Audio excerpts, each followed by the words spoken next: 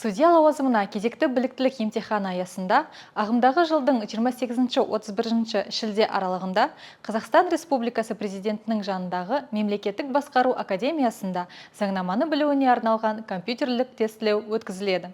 Мекен жайы Астана қаласы Абай даңғылы 33А мемлекеттік қызмет істер агенттігінің ғимараты.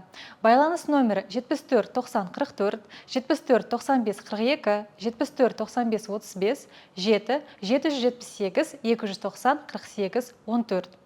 Компьютерлік тестілеуді сәтті тапсырған кандидаттар ағымдағы жылдың сол күндері 28-31 шілде аралығында эссе жазуға және кейс тапсырмаларын орындауға шақырылады. Мекен жайы Астана қаласы Абай даңғылы 33А мемлекеттік қызмет істер агенттігінің ғимараты.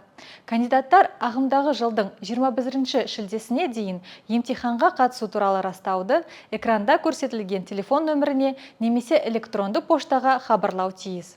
Компьютерлік тестілеуге, эссе жазуға, кейс тапсырмаларын орындауға шақырылған кандидаттардың тізімі, компьютерлік тестілеуді тапсыру туралы ақпарат, эссе жазу бойынша жаднама, кейс тапсырмаларын шешу бойынша жаднама, апелляциялық комиссия туралы ереже жоғары сот кеңесінің ресми интернет ресурсында орналастырылған.